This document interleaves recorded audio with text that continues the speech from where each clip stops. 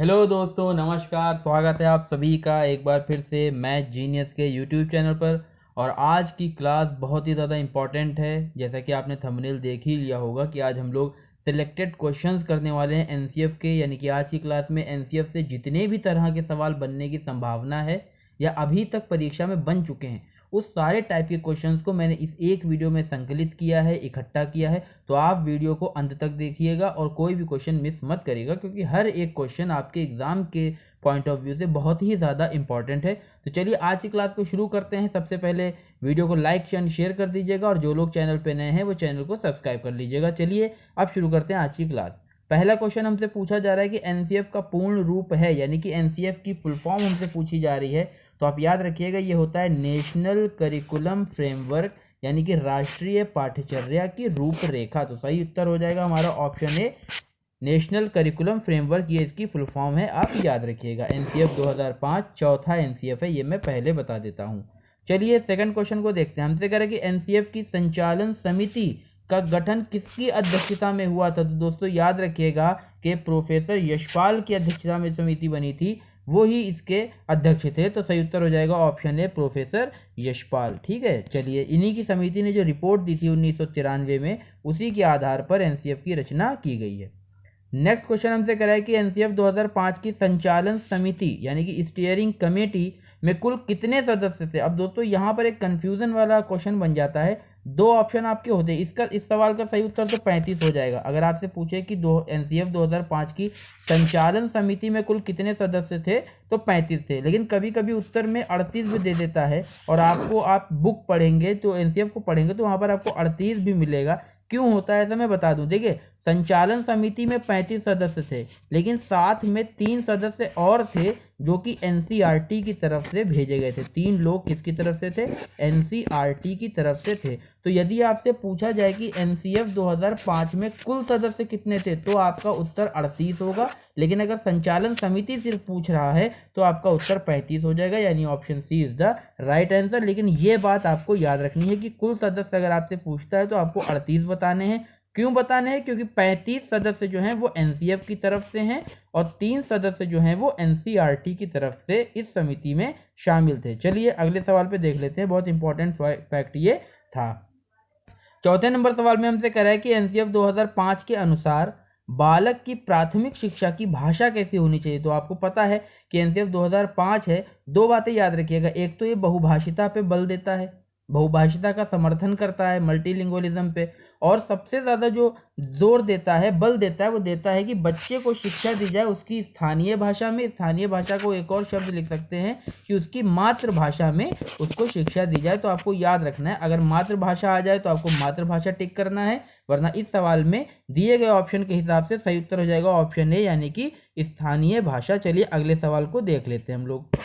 Next question में हमसे कह रहा है कि बालकों की शिक्षण प्रक्रिया एनसीएफ के अनुसार कैसी होनी चाहिए। तो दिए गए ऑप्शन को आप पढ़िए। रटन पद्धति युक्त होनी चाहिए, नहीं, गलत बात है। रटन पद्धति मुक्त होनी चाहिए, ये बिल्कुल सही बात है, क्योंकि हमें रॉट लर्निंग से क्या चाहिए? छुटकारा चाहिए, यानी कि रटन प्रणाली से हमें मुक्ति चाहिए। तनाव व बोझ युक्त होता है, ये भी गलत हो जाएगा, ये भी गलत हो जाएगा। सही उत्तर हो जाएगा ऑप्शन बी हमारा, यानी कि रटंत्र प्रणाली से हमें क्या करना है? बच्चों को दूर करना है। बच्चे समझ कर सीखें, अर्थपूर्ण अधिगम की बात करता है एनसीएफ 2005। चलिए छठे नंबर सवाल में हमसे कह रहा है कि एनसीएफ 2005 के अनुसार विद्यालय शिक्षा को जोड़ना चाहिए। तो आप सभी ने पढ़ा होगा कि ये वकालत करता है किस बात की? कि स्कूली शिक्षा, कक्षा के अंदर जो शिक्षा दी जा रही है कक्षा के, वो हमें जोड़ना है। कहाँ? बाहरी जीवन से जोड़ना है, यानी कनेक्ट करना है उसकी रियल लाइफ से। यहाँ पे स्कूल काट दीजिए, बाहरी जीवन से जोड़ना है, इसकी बात करता है एनसीएफ 2005। क्योंकि वास्तविक जीवन में ही सभी कठिनाइयाँ होती हैं, तो शिक्षण का उद्देश्य ये होना चाहिए कि वो अपनी बाहरी जीवन की समस्याओं को हल करते। ठीक है, चलिए एक्सप्लेनेशन हो गया। अब अगला क्वेश्चन देख लेते हैं। हमसे कह रहे हैं कि एनसीएफ में विज्ञान शिक्षण का उद्देश्य क्या होना चाहिए। तो आप दोस्तों यहाँ पे एक बात समझ लीजिए, दो उद्देश्य आपसे पूछे जाते हैं। एक तो पूछता है कि साइंस पढ़ाने का उद्देश्य क्या होना चाहिए, यानी कि विज्ञान शिक्षण का उद्देश्य क्या होना चाहिए। एक आपसे पूछता है कि गणित के शिक्षण का उद्देश्य क्या होना चाहिए, यानी मैथमेटिक्स अगर हम पढ़ाते हैं तो उसका उद्देश्य क्या होना चाहिए। दोनों बातें आप याद रखिएगा कि साइंस को पढ़ाने का उद्देश्य का मतलब ये होता है कि बच्चे में क्या हो जाए? खोज की प्रवृत्ति पैदा हो जाए। बच्चा खोज की प्रवृत्ति क्या हो?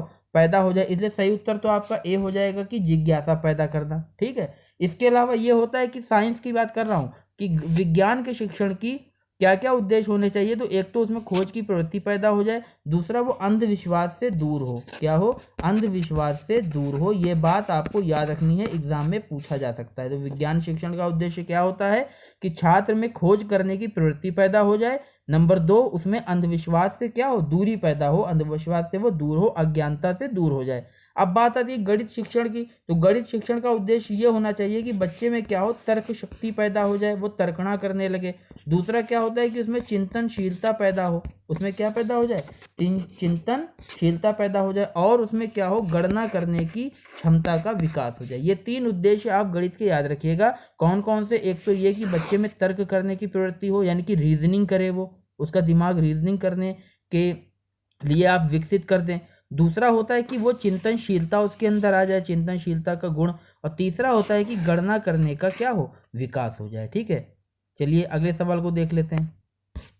नेक्स्ट क्वेश्चन में हमसे कह रहा है कि एनसीएफ 2005 ने अपनी समझ रिक्त स्थान से प्राप्त की है, तो क्या होगा? संज्ञानवाद से ली है, रचनावाद से ली है, अनुदेशन से ली है, या उपरोक्त सभी। तो इसका सही उत्तर हो जाएगा ऑप्शन बी, यानी कि रचनावाद। आपको मैंने बताया था कि एनसीएफ 2005 जो है ये आधारित है किस पर? तो संरचनावाद कहिए या फिर रचनावाद कहिए, यानी कि कंस्ट्रक्टिविज्म। कंस्ट्रक्टिविज्म पे ये आधारित है। कंस्ट्रक्टिविज्म का मतलब क्या होता है? करके सीखना। इसका अर्थ क्या होता है? करके सीखना, यानी कि लर्निंग बाय डूइंग। इस बात पर ये बल देता है। चलिए अगले सवाल को देखते हैं। आई होप आप लोग समझ रहे होंगे मैं क्या कहना चाह रहा हूँ। 9 नंबर क्वेश्चन में हमसे कह रहा है कि एनसीएफ 2005 बल देता है, तो किस पर बल देता है? शिक्षक केंद्रित शिक्षा पर, मतलब अध्यापक को आप मेन मानो, या स्वयं करके सीखने पर, या रटने की प्रक्रिया पर, या समस्या हल करने पर। तो देखिए ए और सी तो बिल्कुल ही गलत है, लेकिन आप बाकी बचे बी और डी में देखेंगे तो सबसे ज्यादा बल किस पर देता है? स्वयं करके सीखने पर। मैंने अभी बताया कि ये आधारित है कंस्ट्रक्टिविज्म यानी कि रचनावाद पर। और रचनावाद क्या सिखाता है? रचनावाद ये बताता है कि बच्चा खुद करके सीखे, यानी कि सेल्फ डूइंग से वो सीखे, लर्निंग बाय डूइंग वो करे। तो स्वयं करके सीखने पर ये बल देता है। चलिए सही उत्तर हो गया ऑप्शन बी। अगले सवाल को देख लेते हैं। ये क्वेश्चन बहुत इंपॉर्टेंट फैक्ट है, आपको याद रखना पड़ेगा कि एनसीएफ 2005 में कुल अध्याय आपसे पूछ रहा है कितने हैं, तो दोस्तों याद रखिएगा इसमें कुल 5 अध्याय हैं। यदि आपसे मार्गदर्शी सिद्धांत पूछे तो वो भी कितने हैं? 5 हैं। तो दोनों बातों में आपको एग्जाम में कंफ्यूज नहीं होना है। अध्याय पूछे तो भी 5 और मार्गदर्शी सिद्धांत पूछे तो भी आपको 5 ही बताना है। तो सही उत्तर हो जाएगा ऑप्शन बी। चलिए अगले सवाल पे चलते हैं। नेक्स्ट क्वेश्चन में कह रहा है कि एनसीएफ 2005 का मुख्य शीर्षक क्या है? देखिए आपसे मुख्य शीर्षक भी पूछ सकता है और आपसे ये भी कह सकता है कि एनसीएफ 2005 की थीम क्या है। तो इसकी थीम क्या थी? इसकी थीम कहाँ से ली गई थी? तो 1993 की जो रिपोर्ट आई थी प्रोफेसर यशपाल समिति ने जो दी थी, उनकी अध्यक्षता में जो समिति बनी थी, तो क्या है इसका अर्थ? शिक्षा बिना बोझ के, यानी कि उत्तर डी हमारा क्या होगा? सही हो जाएगा। चलिए अगले सवाल को देख लेते हैं। एनसीएफ 2005 की शुरुआत रविंद्रनाथ टैगोर के किस निबंध से होती है? तो आप लोग जानते होंगे कि सभ्यता और प्रगति इसका सही उत्तर है, यानी कि option b is the right answer. इसका मतलब क्या हो? Civilisation and progress Rabindranath Tagore का निबंध है जिससे एनसीएफ 2005 की शुरुआत होती है। चलिए अगले सवाल को देखते हैं। एनसीएफ 2005 के अनुसार शिक्षक की भूमिका कैसी होनी चाहिए? भाई के रूप में, पिता के रूप में, शासक के रूप में? नहीं, सही उत्तर क्या हो जाएगा? ऑप्शन सी, सुविधादाता के रूप में, या फिर सुगमकर्ता भी लिखा हो सकता है, सुगमकर्ता के रूप में। सुगमकर्ता का अर्थ क्या हुआ? फैसिलिटेटर। यानी कि शिक्षक का सिर्फ इतना ही काम है कि वो छात्र के आसपास यानी कक्षा में ऐसी परिस्थितियां पैदा करे कि छात्र खुद से सीखने की स्थिति में आ जाए, छात्र खुद से सीख ले। तो शिक्षक का सिर्फ कार्य सुगमकर्ता के रूप में है और किसी रूप में नहीं है। और शिक्षक ज्ञान का स्रोत नहीं है, यह भी एनसीएफ 2005 में बताया गया है। एनसीएफ 2005 के अंतर्गत किस प्रकार का मूल्यांकन को सुझाया गया है? तो आप लोग जानते होंगे कि सतत एवं व्यापक मूल्यांकन यानी कि CCE पर यह बल देता है। तो सही उत्तर हो जाएगा ऑप्शन बी। चलिए अगले सवाल को देख लेते हैं। एनसीएफ 2005 किस मंत्रालय के पहल का परिणाम है? दोस्तों याद रखिएगा इसका सही उत्तर हो जाएगा ऑप्शन सी, यानी कि मानव संसाधन विकास मंत्रालय यानी ministry of human resource and development. हालांकि अब इस मंत्रालय का नाम जो है वो एजुकेशन मिनिस्ट्री ऑफ एजुकेशन कर दिया गया है, यानी कि शिक्षा मंत्रालय नाम हो गया है। लेकिन जब ये बना था एनसीएफ 2005, उस समय इसका नाम क्या था, मानव संसाधन विकास मंत्रालय। इसकी पहल पर बना था। देखिए शब्द क्या लिखा हो, पहल, तो पहल किसकी थी, एमएचआरडी की थी। ये बात आपको याद रखनी है। चलिए नेक्स्ट क्वेश्चन को देखते हैं। करिकुलम किस भाषा का शब्द है, तो दोस्तों याद रखिएगा करिकुलम लैटिन भाषा का शब्द है। इसका मतलब क्या होता है, इसका मतलब होता है पाठ्यचर्या। इसका मतलब क्या होता है, पाठ्यचर्या। देखिए दो चीजें होती हैं, एक होता है पाठ्यक्रम और एक होता है पाठ्यचर्या। एक क्या होता है, पाठ्यक्रम, यानी कि इसको कहते हैं सिलेबस। इसको क्या कहते हैं, सिलेबस। और इसको क्या कहते हैं, करिकुलम कहते हैं।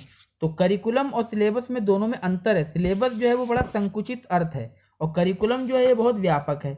सिलेबस हमें सिर्फ इतना बताता है कि अब बच्चे को क्या पढ़ाना है, लेकिन करिकुलम ये बताता है कि हमें कैसे पढ़ाना है, कौन कौन सी गतिविधियां करके पढ़ाना है। तो करिकुलम जो है वो व्यापक है और सिलेबस जो है वो बहुत संकुचित है, पाठ्यक्रम संकुचित है। चलिए अगले सवाल को देख लेते हैं। एनसीएफ 2005 निर्मित किया गया, तो किसके द्वारा निर्मित किया गया, दो बातें आपको याद रखनी है। अगर आपसे पूछे किसकी पहल पर, तो मानव संसाधन एवं विकास मंत्रालय की पहल पर। किसके द्वारा निर्मित किया गया, तो एनसीईआरटी के द्वारा निर्मित किया गया। ठीक है, चलिए अगले सवाल को देखते हैं। सही उत्तर हो जाएगा ऑप्शन सी। 18 नंबर में कह रहा है कि एनसीएफ 2005 किस पर बल देता है, विकास के लिए शिक्षा, गणित के लिए शिक्षा, विज्ञान के लिए शिक्षा या फिर शांति के लिए शिक्षा। तो दोस्तों सही उत्तर हो जाएगा ऑप्शन डी, शांति के लिए शिक्षा पर यह बल देता है। चलिए अगले क्वेश्चन पर। बच्चा फेल होता है तो ये किसकी असफलता है, बच्चे की? नहीं, बच्चे की ये सफलता यानी बच्चे की गलती तो आपको कभी नहीं देखना। ये पॉइंट कुछ ऐसे हैं जो आप ध्यान रखिए, तो पेडागोजी आपकी कभी भी आपके एग्जाम में गलत आंसर नहीं होगा, क्योंकि आपको तरीका आना चाहिए। आप निगेटिव आंसर को हटाते जाओ तो सही आंसर आपका खुद ब खुद आ जाएगा। अब देखिए बच्चे की असफलता तो आप कभी नहीं बता सकते ना, तो समाज की भी नहीं है, परिवार की भी नहीं। सही उत्तर क्या हो जाएगा, स्कूल की असफलता माना जाएगा। जब बच्चा कोई फेल होता है तो पूरा एजुकेशनल सिस्टम को फेल माना जाता है। चलिए 20 नंबर सवाल में कह रहा है कि कौन सा कथन सत्य नहीं है, यानी हमें गलत ढूंढना है। देखिए पढ़िए, नंबर 1 पे लिखा है सभी बच्चों में सीखने की क्षमता होती है, करेक्ट बात है।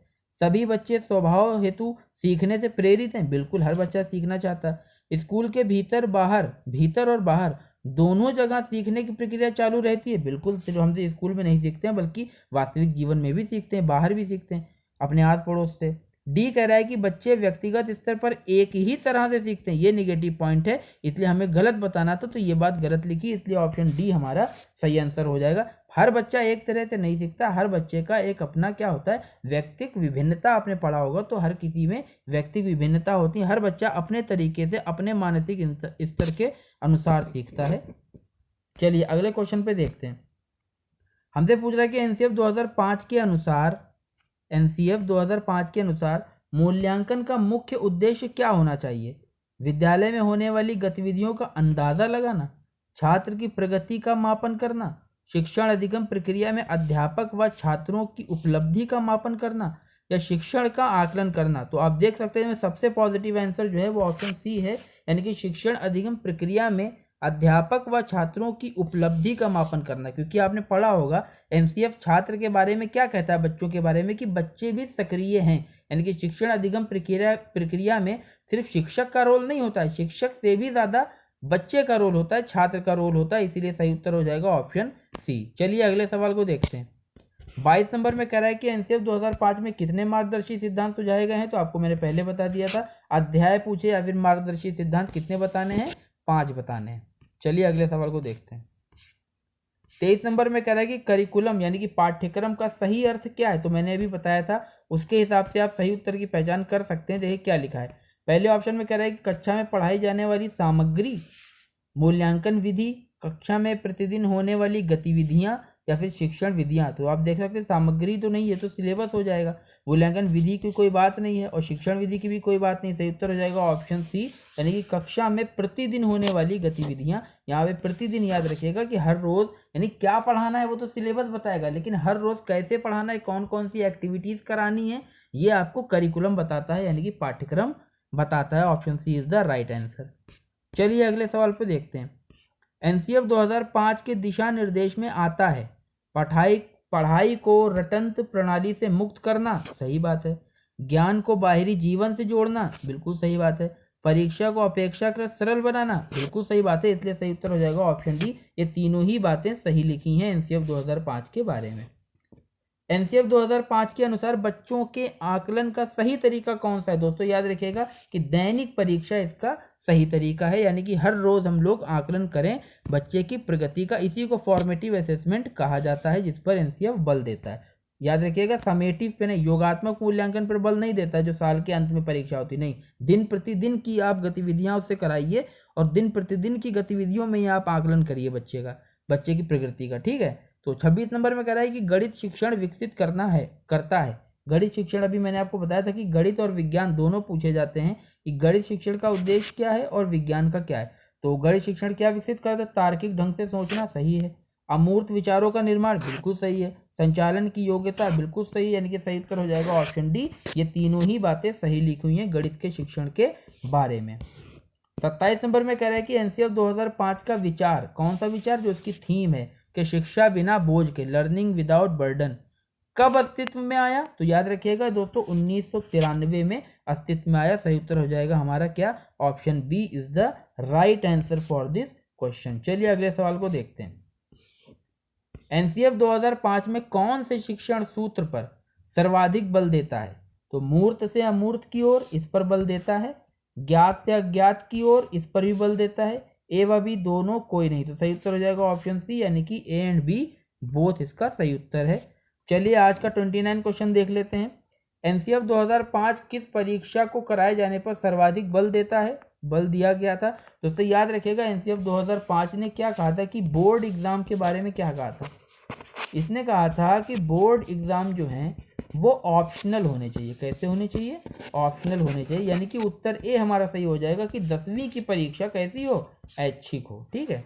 चलिए अगले सवाल को देख लेते हैं। आज का लास्ट क्वेश्चन जो है, एनसीएफ 2005 की कार्यशाला कहाँ आयोजित की गई थी? तो दोस्तों याद रखिएगा एनसीईआरटी नई दिल्ली में इसकी कार्यशाला आयोजित की गई थी, यानी कि option A is the right answer. अगर आपसे पूछे पहल किसके द्वारा हुई तो एमएचआरडी हो जाएगा तब, और बनाया इसको किसने है, इसकी रचना किसने की है? तो एनसीईआरटी नई दिल्ली ने की। आई होप आप लोग को वीडियो पसंद आया होगा। सारे ही क्वेश्चन बहुत ज़्यादा इंपॉर्टेंट और सिलेक्टेड थे जो आपके एग्जाम में बहुत ज़्यादा हेल्प करने वाले हैं। तो वीडियो को लाइक एंड शेयर करिए और अपने दोस्तों को भी इसके बारे में बताइए। चलिए लिंक डिस्क्रिप्शन में दे रहा हूँ। एनसीएफ 2005 जिन लोगों ने नहीं पढ़ा है वो उस वीडियो में जाकर पढ़ लें। 15-15 मिनट की वीडियो है, 15-20 मिनट की, उसमें आपको सारे ही टू द पॉइंट बात बताई गई है और आपकी तैयारी की बहुत ज़्यादा इंपॉर्टेंट हो जाएगा। चलिए मिलते हैं नेक्स्ट वीडियो में, तब तक के लिए अपनी सेहत का ध्यान रखिए और रेगुलर पढ़ाई करते रहिए। Thank you, bye bye, take care.